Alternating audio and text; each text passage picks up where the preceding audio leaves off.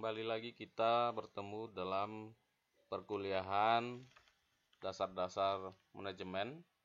Pada kesempatan ini kita akan membahas materi terkait dengan lingkungan dan budaya organisasi, di mana pada minggu sebelumnya ya, mulai dari pertemuan pertama, kedua, hingga pertemuan ketiga, saudara sudah mendapatkan materi dari saya ya, mulai dari sejarah manajemen ya, fungsi-fungsi manajemen dan bagaimana perkembangan manajemen hingga saat ini.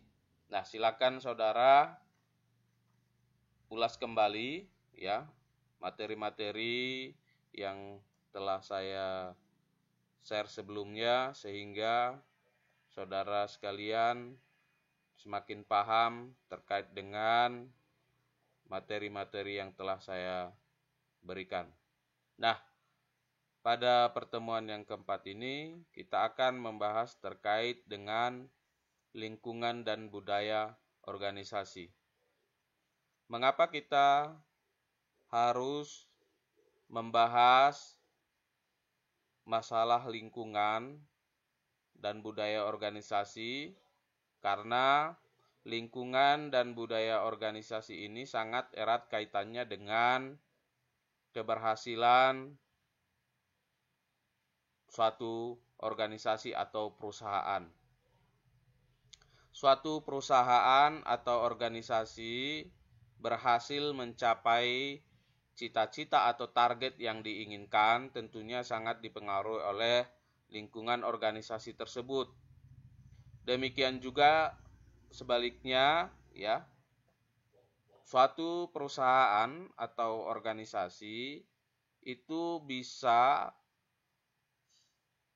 berjalan secara baik dan bisa mencapai target yang diinginkan, itu tentunya juga dipengaruhi oleh budaya organisasi yang ada. Nah, oleh karena itu kita perlu memahami lingkungan dan budaya organisasi tersebut. Nah, kalau kita berbicara terkait dengan organisasi dan lingkungan, nah kita bisa melihat keterkaitan kedua hal ini ya, di mana organisasi berada dalam sebuah lingkungan.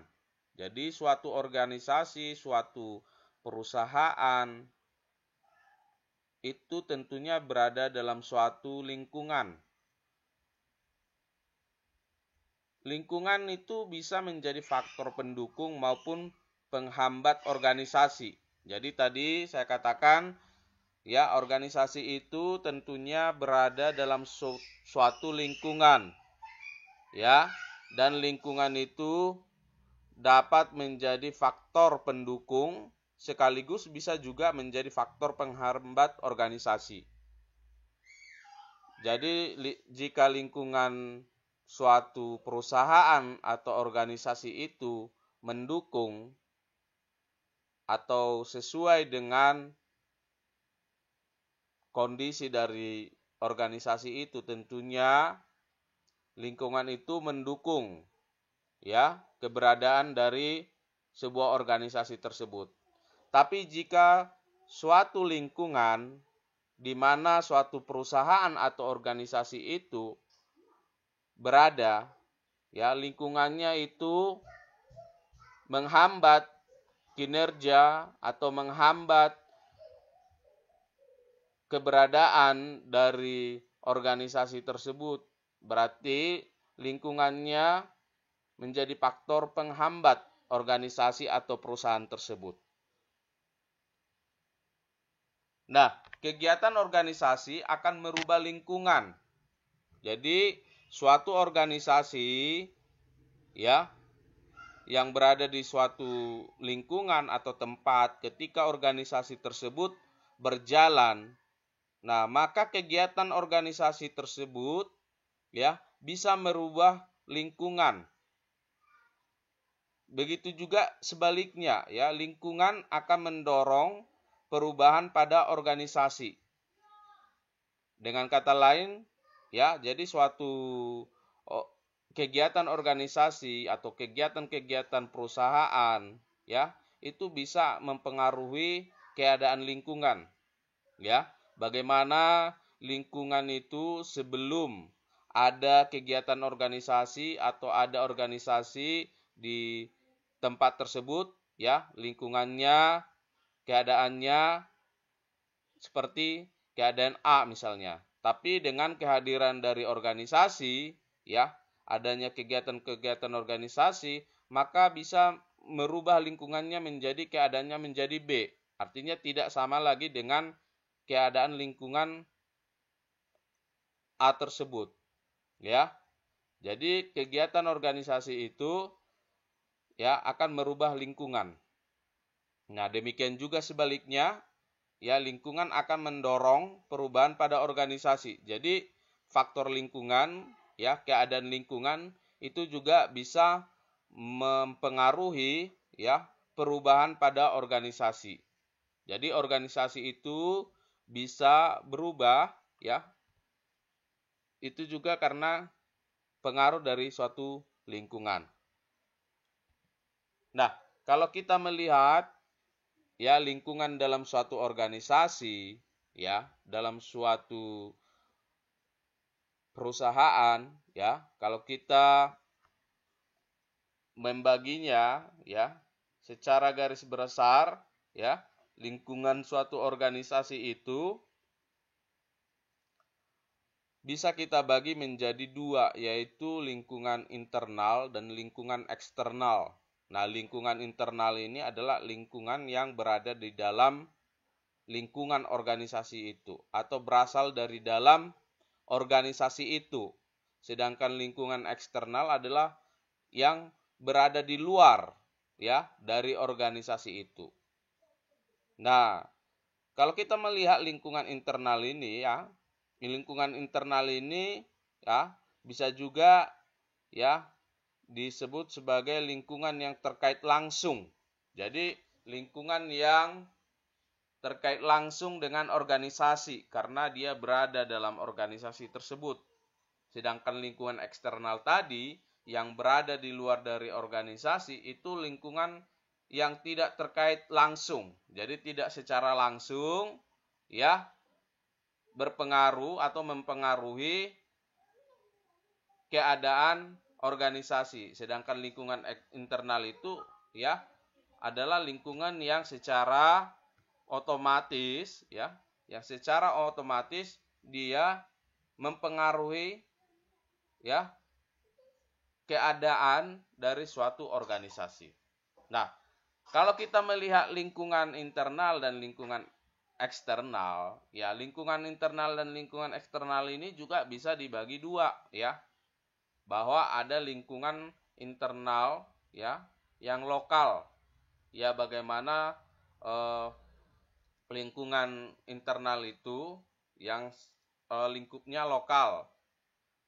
Ada juga yang lingkungan internal itu secara internasional, artinya lingkungan yang lebih luas, ya, yang sudah besar atau sangat besar. Demikian juga lingkungan eksternal, ya. Ada lingkungan yang berasal dari luar tapi dalam konteksnya wilayahnya lokal, ya. Mungkin sekitaran dari organisasi atau perusahaan tersebut, jadi lokal, ya, lingkungannya kecil.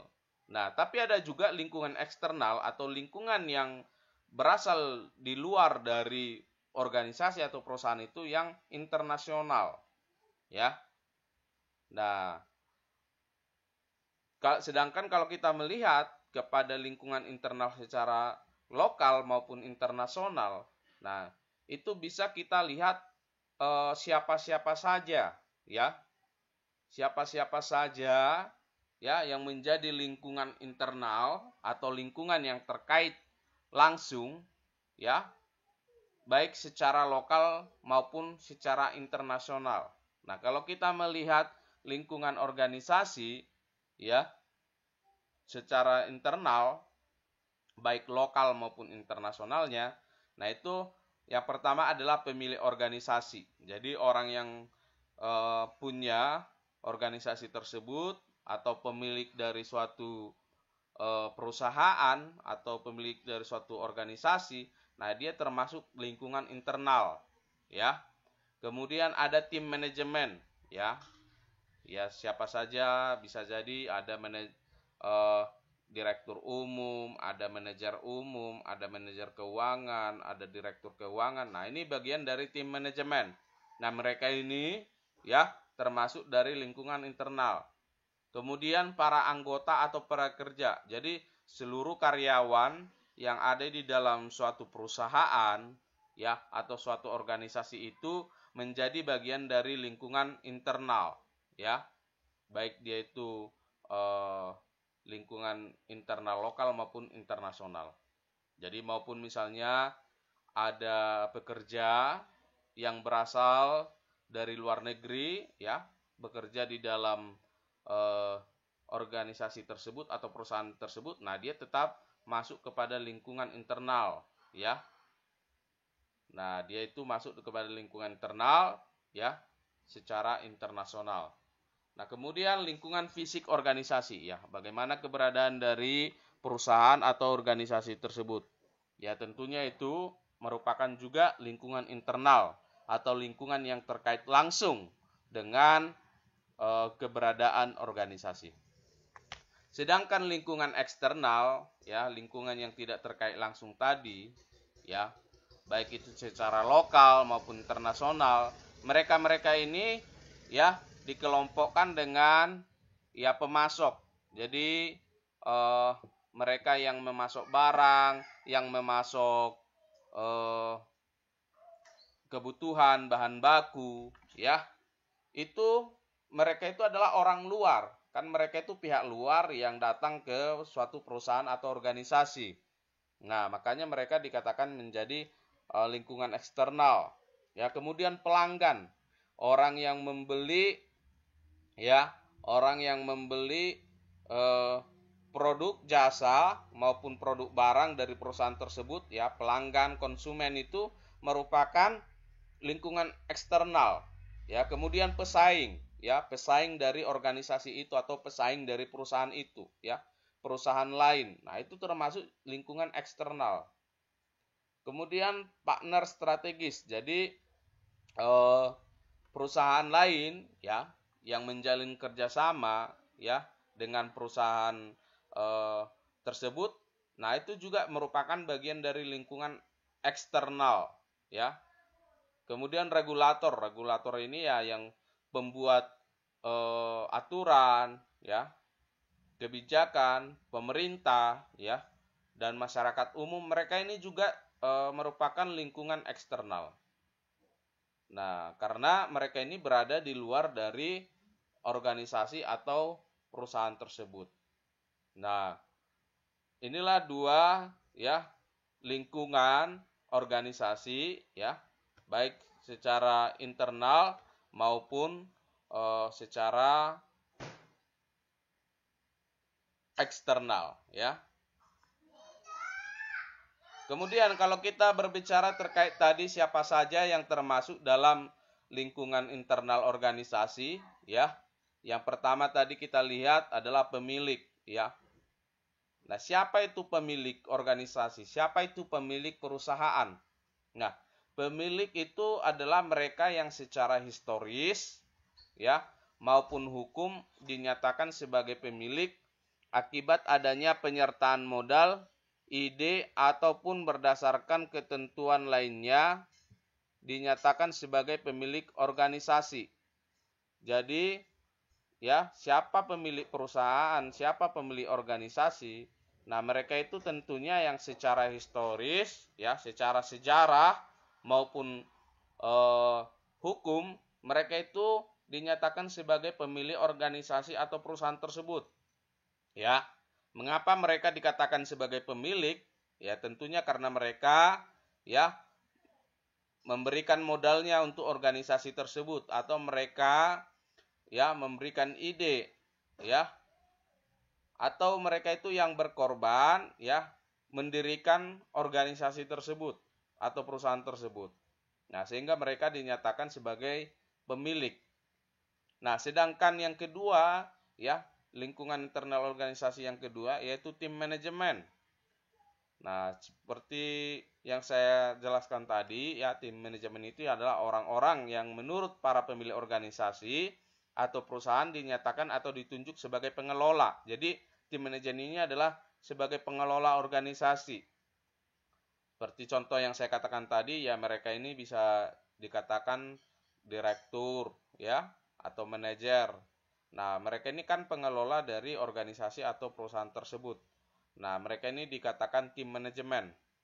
Sedangkan lingkungan internal organisasi yang ketiga yaitu para anggota atau pekerja. Nah, siapa yang dimaksud anggota atau pekerja? Nah, anggota atau pekerja itu adalah sumber daya manusia dari organisasi atau perusahaan yang bergelut dalam aktivitas operasional perusahaan ya, dan menjalankan tugas-tugas keseharian organisasi berdasarkan apa yang telah ditetapkan oleh tim manajemen. Ya, dengan kata lain para anggota atau pekerja ini ya bisa juga kita istilahkan dengan bahasa sehari-hari itu adalah karyawan. Ya, orang yang sehari-harinya menjalankan tugas ya atau aktivitas operasional di perusahaan atau organisasi tersebut. Nah, mereka ini juga termasuk lingkungan internal organisasi. Sedangkan yang keempat, yang merupakan lingkungan internal organisasi itu adalah lingkungan fisik organisasi. Nah, lingkungan fisik organisasi ini ya adalah sumber daya selain manusia yang dimiliki oleh perusahaan dan menjadi faktor pendukung berjalannya sebuah aktivitas organisasi atau perusahaan. Jadi, lingkungan fisik organisasi itu adalah bisa juga dikatakan adalah segala sarana dan prasarana ya yang dimiliki oleh perusahaan. Apakah itu gedungnya, ya, apakah itu perkantoran, apakah itu gudang, apakah itu mobilnya, ya, apakah itu peralatan kantor, kursi, meja. Nah, ini merupakan menjadi lingkungan fisik organisasi ya, yang menjadi bagian dari lingkungan internal organisasi. Kemudian ada lingkungan eksternal organisasi ya. Lingkungan eksternal organisasi. Nah, tadi saya sudah menjelaskan lingkungan eksternal organisasi itu ya. Lingkungan eksternal organisasi itu adalah lingkungan yang berada di luar dari organisasi itu. Ya. Siapa saja yang termasuk dalam lingkungan eksternal organisasi? Yang pertama adalah pelanggan. Nah, yang merupakan pelanggan itu siapa? Yang dinamakan pelanggan dari suatu perusahaan yang menjadi bagian dari lingkungan eksternal organisasi itu siapa? Nah, pelanggan sebagai bagian dari organisasi ya, itu mereka adalah secara langsung memanfaatkan, menggunakan dan mengajukan permintaan atas barang atau jasa yang ditawarkan oleh organisasi. Jadi pelanggan bisa juga disebut bahasa sehari-harinya adalah konsumen. Mereka ini merupakan bagian dari lingkungan eksternal organisasi. Ya, mereka pelanggan atau konsumen tentunya adalah mereka yang menggunakan produk atau jasa dari organisasi atau perusahaan tersebut. Sedangkan yang kedua itu pesaing, ya, yang menjadi bagian dari lingkungan eksternal organisasi. Nah, pesaing itu adalah organisasi bisnis lain yang menjalankan bisnis yang sama dengan organisasi yang kita jalankan, ya. Karena bisnis yang dijalankan sama, maka pesaing merupakan tantangan atau sekaligus ancaman yang dihadapi organisasi dalam meraih pelanggan. Jadi pesaing itu adalah organisasi atau perusahaan yang memiliki atau memproduksi baik itu produk atau jasa yang sama dengan organisasi yang kita jalankan. Jadi tentunya ya perusahaan atau organisasi yang menjalankan usaha yang sama dengan yang kita jalankan, nah ini mereka ini menjadi tantangan atau bisa juga sekaligus ancaman bagi organisasi atau perusahaan yang kita jalankan. Karena mereka ini tentunya bisa merebut pelanggan atau konsumen kita. Nah, mereka ini adalah bagian dari lingkungan eksternal organisasi juga. Sedangkan yang ketiga adalah pemasok, ya. Pemasok ini adalah pihak yang terkait langsung dalam kegiatan bisnis dari sebuah organisasi, ya. Khususnya organisasi bisnis yang melakukan kegiatan produksi barang jadi, ya, dari berbagai jenis bahan baku, ya. Jadi perusahaan itu, ya, yang menjadi, ya, pemasok bahan bakunya siapa, ya? Tentunya perusahaan atau organisasi untuk memproduksi suatu barang, ya, dia tentunya membutuhkan bahan baku. Nah, bahan bakunya ini diperoleh dari mana? Nah, itu sangat jelas, ya, pemasoknya dari mana. Ya, kalau kita contohkan, ya, di lingkungan organisasi atau perusahaan peternakan, ya, mulai dari lingkungan internal ini, ya, tentunya pemilik perusahaan peternakannya siapa, ya, itu namanya pemilik. Kemudian tim manajemennya yang mengelola usaha peternakan itu siapa, ya, yang menjadi manajer keuangan perusahaan peternakan itu siapa, yang merekrut karyawan, ya, atau manajer SDM-nya siapa. Nah, itu disebut dengan tim manajemen. Sedangkan pekerjanya, karyawannya siapa? Karyawan yang bekerja di perusahaan peternakan tersebut siapa? Nah, kemudian di mana letaknya, gedungnya, ya. Perusahaan peternakan itu berada di mana, ya, dan apa saja aset-asetnya. Nah, itu kalau kita contohkan di suatu perusahaan peternakan, nah itu jelas sekali, ya, kita bisa mengamati lingkungan internal organisasi. Begitu juga dengan lingkungan eksternal organisasinya, ya. Siapa pelanggannya, ya, kalau perusahaan peternakannya itu misalnya memproduksi ayam potong misalnya, siapa konsumennya, siapa pembelinya.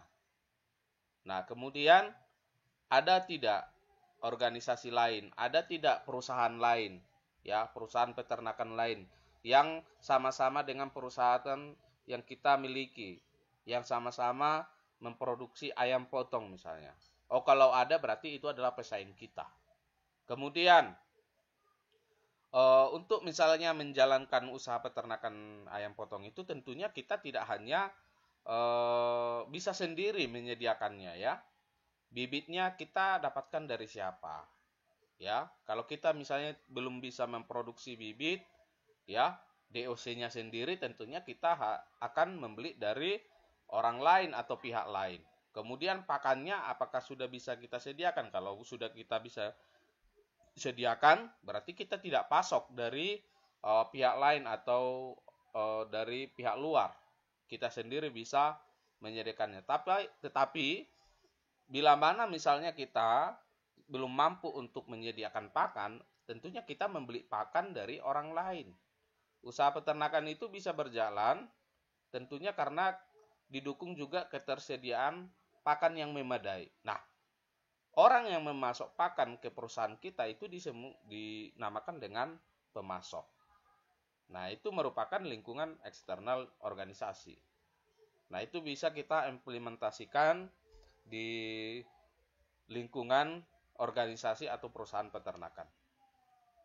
Nah, selanjutnya lingkungan eksternal organisasi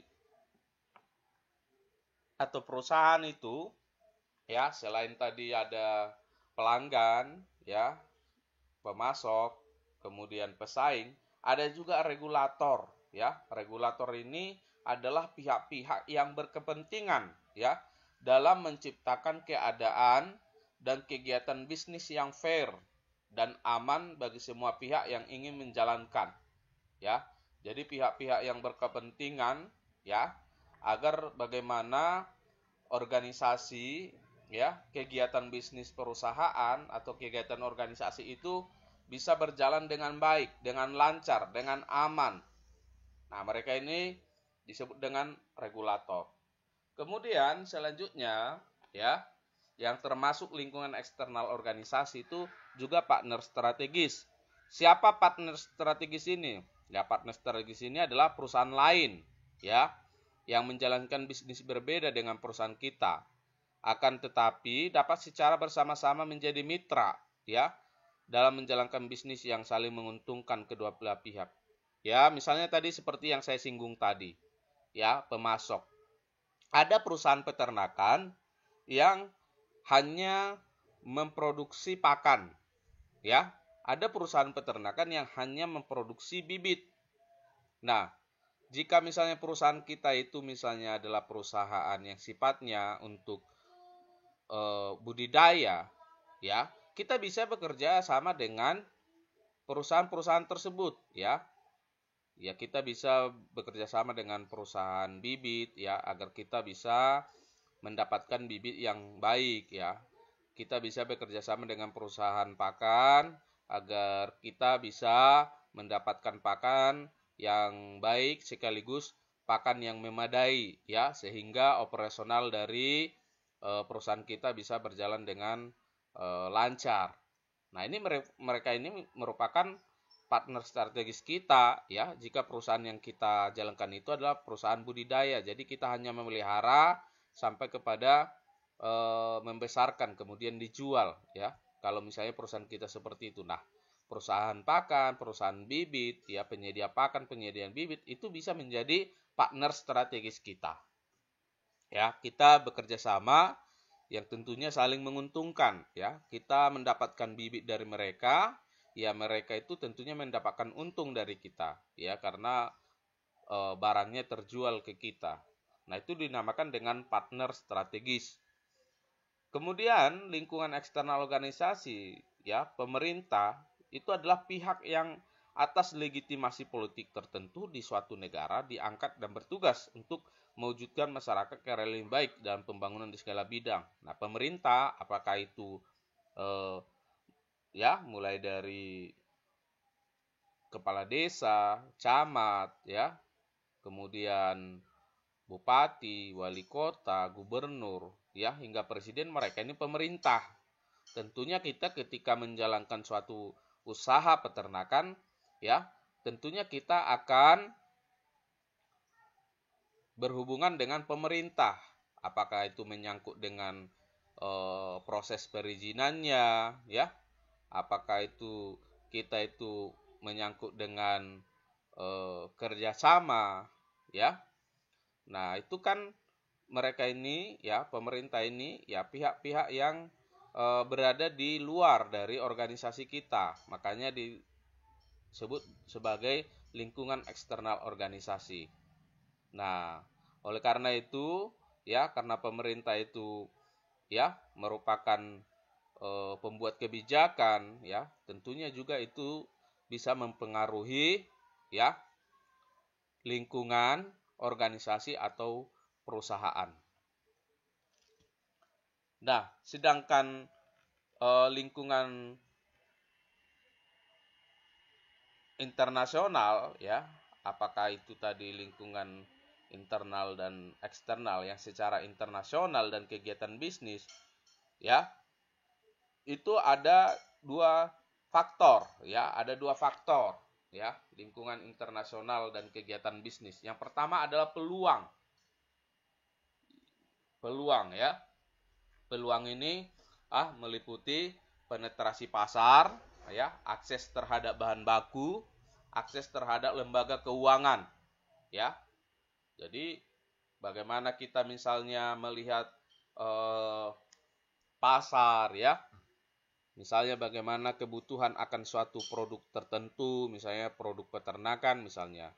Kita melihat contoh di suatu negara, ya, di negara lain, atau kita andaikan di Timor Leste misalnya, mereka itu, ya, dominan mengimpor ya produk-produk peternakan dari luar negeri ya untuk penyediaan kebutuhan di dalam negeri mereka misalnya. Nah, itu kan menjadi peluang bagi perusahaan-perusahaan peternakan di Indonesia ya untuk mengekspor produk dari perusahaan atau organisasinya ya. Yaitu dinamakan dengan penetrasi pasar. Kemudian akses terhadap bahan baku misalnya. Bila mana bahan baku yang kita butuhkan itu merupakan bahan baku yang diimpor dari luar negeri. Nah, itu kita melihat juga bagaimana aksesnya ya. Apakah kita mudah mendapatkannya atau sulit untuk mendapatkan bahan baku dari luar negeri ya. Kemudian juga bagaimana kita untuk mengakses ya terhadap lembaga keuangan ya. Bagaimana kita misalnya mengakses pinjaman ke bank misalnya. Nah, itu merupakan lingkungan internasional dan kegiatan bisnis. Itu adalah merupakan peluang ya. Sedangkan tantangan atau ancamannya adalah pesaing internasional. Yang mana tadi kalau kita misalnya sudah lingkungan organisasi berskala internasional, tentunya pesaing kita juga adalah pesaing dari negara lain, perusahaan atau organisasi dari negara lain. Kemudian juga regulasi yang berbeda. Ya, seperti tadi kita misalnya melihat peluang di Timor Leste itu, ya, peluangnya kita untuk misalnya mengekspor ayam potong di sana itu sangat besar misalnya. Peluangnya sangat besar. Tetapi kita juga harus memahami ya, ada perbedaan regulasi antara ya Indonesia dengan Timor Leste. Nah, kemudian juga ada perbedaan mata uang, ya. Nah, kemudian juga ada perbedaan kondisi sosial politik yang berbeda. Nah, ini perbedaan-perbedaan ini ya bisa menjadi tantangan sekaligus ancaman, ya, lingkungan internasional dan kegiatan bisnis. Jadi, ya bagaimana perbedaan regulasi, nah itu kan mempengaruhi kegiatan bisnis atau kegiatan perusahaan. Nah, ini makanya dikatakan ya, lingkungan internasional ya dan kegiatan bisnis itu ya selalu ada peluang dan tantangan maupun ancamannya. Nah, kalau kita melihat bentuk bisnis internasional ya, berbagai bentuk bisnis internasional ya. Ada pasar produk ya, melalui ekspan itu ya melakukan pasar produk. Ya, kalau kita contohkan di bidang peternakan misalnya, nah kita misalnya untuk kebutuhan daging sapi itu ya kita itu belum mampu untuk memenuhi kebutuhan dalam negeri ya sesuai dengan populasi sapi yang ada di negara kita. Oleh karena itu, kita melakukan impor ya. Impor daging segar atau impor sapi hidup. Nah, ini adalah kegiatan mengimpor ya daging sapi segar dan sapi hidup itu merupakan bentuk bisnis internasional.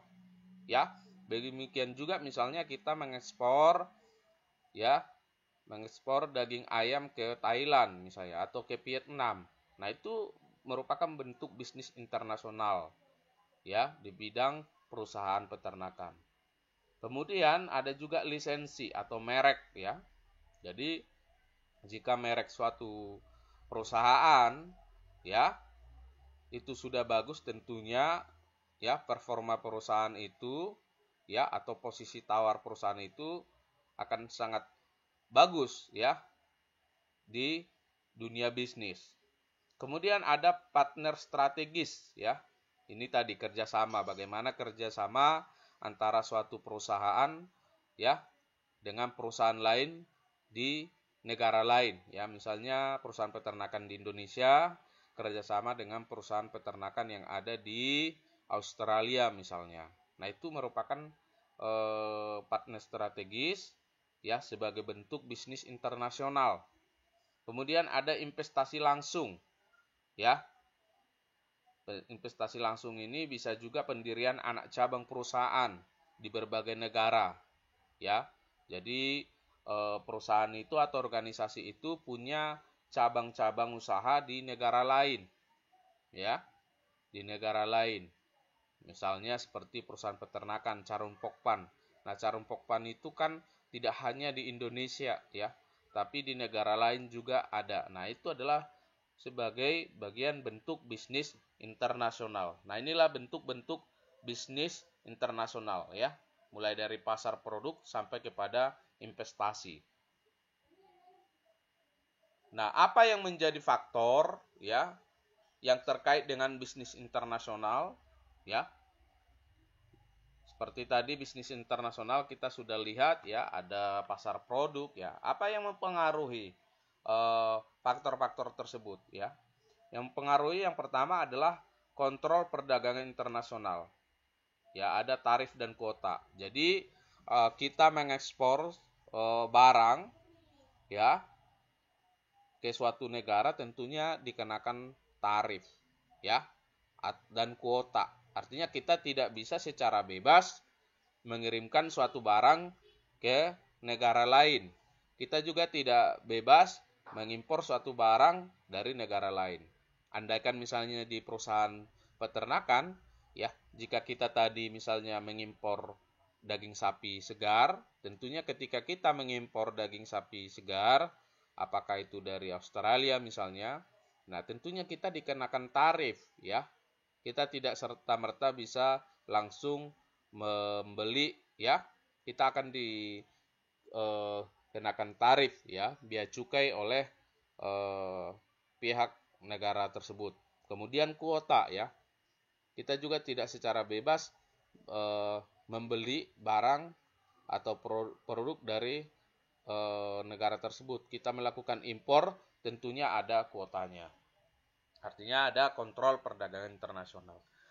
Kemudian, ya, faktor yang terkait dengan bisnis internasional yaitu komunitas ekonomi internasional, ya, seperti Uni Eropa, ya,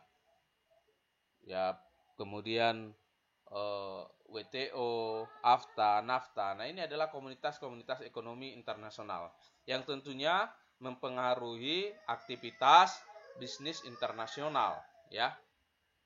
Bagaimana misalnya kita mau, ya, melakukan impor dari negara-negara Eropa. Nah, itu sangat erat kaitannya dengan, ya, Uni Eropa, ya. Bagaimana bentuk kerjasama ekonomi antara negara-negara yang ada di Eropa. Nah, itu akan mempengaruhi ketika kita misalnya melakukan impor barang maupun ekspor barang ke sana.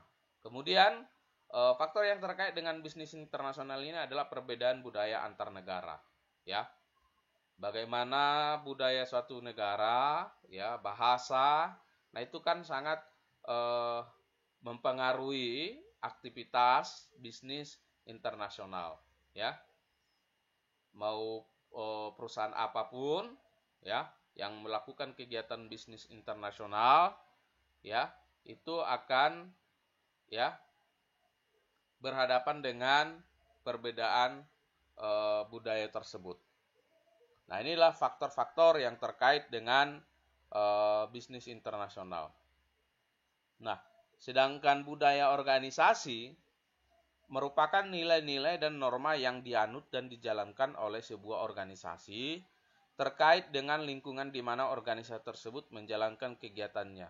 Jadi setiap organisasi tentunya mempunyai atau memiliki nilai-nilai dan norma. Jadi suatu perusahaan tentunya dia punya aturan-aturan tersendiri, ya.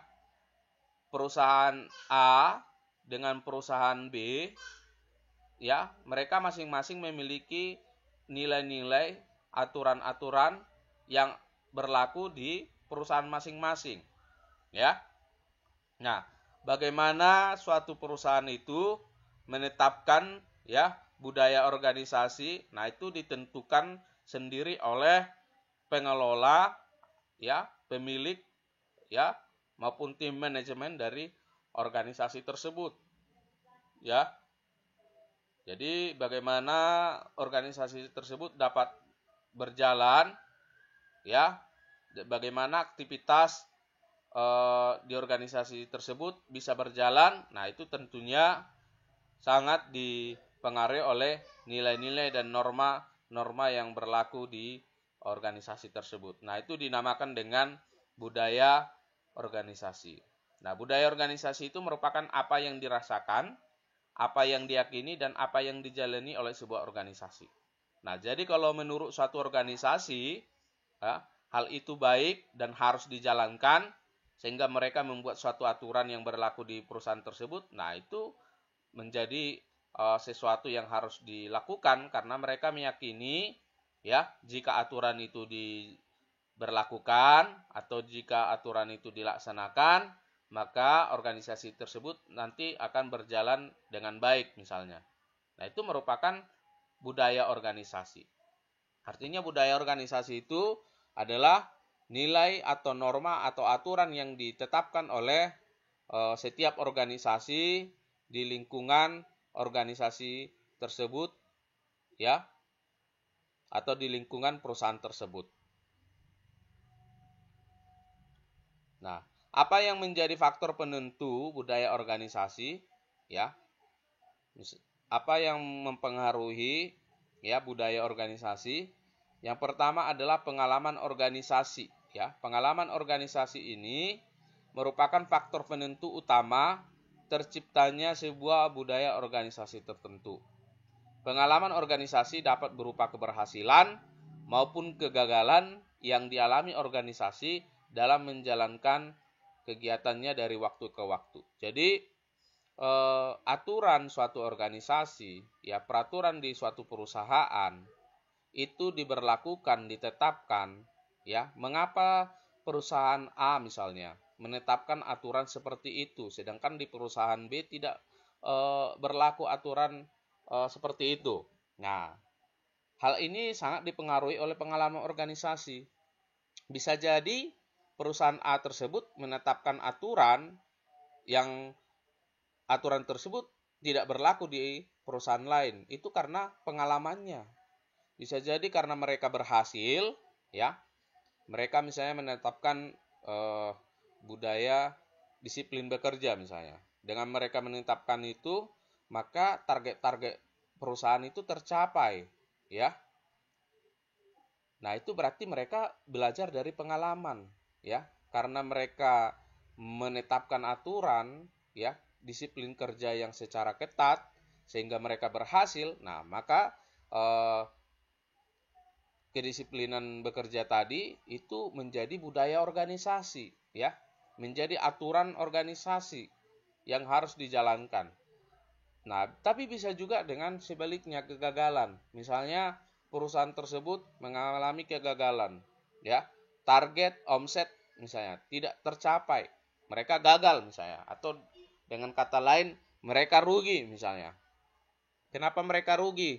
Oh, ternyata para pekerjanya, ya, dan tim manajemennya itu akuntabilitasnya atau pertanggungjawabannya itu kurang baik, ya, sehingga seluruh aktivitas perusahaan tersebut misalnya tidak bisa dipertanggungjawabkan atau kegiatan-kegiatan yang dijalankan tersebut